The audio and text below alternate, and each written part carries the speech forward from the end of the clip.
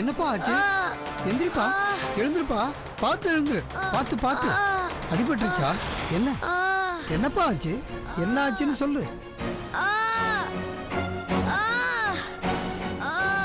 சைக்கிளை பார்த்து நிதானமா ஓட்ட வேண்டாமோ? என்ன வலிக்கிறதா? நான் விழுந்தது நீங்க பாத்தீங்களா? பார்த்ததுனால தானே நான் வந்து தூக்கினேன். முதல்ல ஒழுங்கா சைக்கிளை ஓட்ட கத்துக்கோ. இல்லைனா இன்னும் இந்த மாதிரி தான் விழுவ.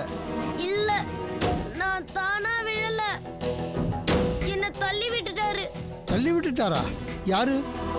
அப்படின்னா இங்க உண்மையிலே என்ன நடந்ததுன்னு நீங்க பார்க்கலையா? பார்த்தேன்.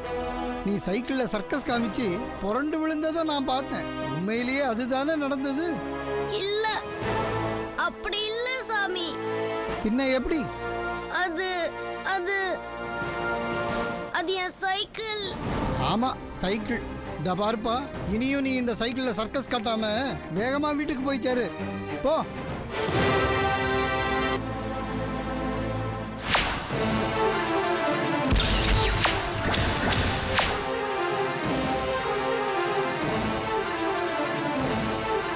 ஆமா, உன் கழுத்துல இருந்த தாயத்து எங்க? அது அந்த தாயத்து மிஸ் ஆயிடுச்சு சாமி. மிஸ் ஆயிடுச்சா இல்ல நீ அதை தூக்கி போட்டுட்டியா? அப்படி பண்ணா பிரச்சனை ஆயிடுமா சாமி? டேய் டேய், அதை நான் உனக்கு கொடுத்தப்பவே சொல்லியிருந்தேனே, நீ அதை ரொம்ப பத்திரமா வச்சிருக்கணும்னு. உனக்காக அந்த எந்திரம் எழுதும் போது நேக்கு தோணின தெய்வீகமான அந்த க்ஷணங்கள் வேற யாருக்காக எழுதும் போதும் நான் அனுபவப்பட்டதில்லடா சாமி. அதனாலதான் அது ஒரு சாதாரண எந்திரம் இல்லைன்னு உங்ககிட்ட நான் அன்னைக்கே சொன்னேன். அந்த தெய்வீகமான எந்திரம் தொலைஞ்சு போகக்கூடாது.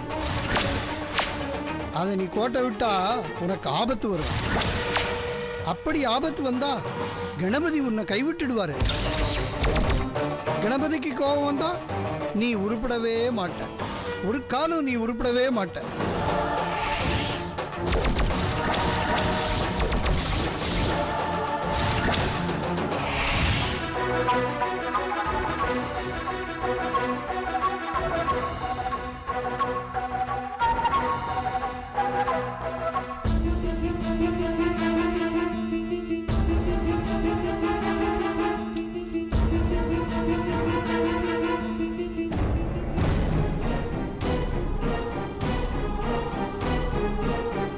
இங்கதானே நான் அந்த தாயத்தை போட்டேன்.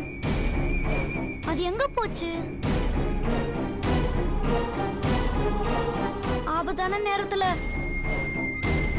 அது கணபதி பகவான் கைவிட்டுடுவார்னு நம்ம பூசாரியே சொன்னாரே.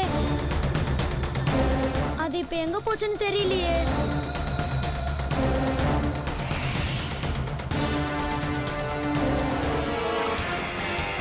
நான் எப்படி சமாளிப்பேன்?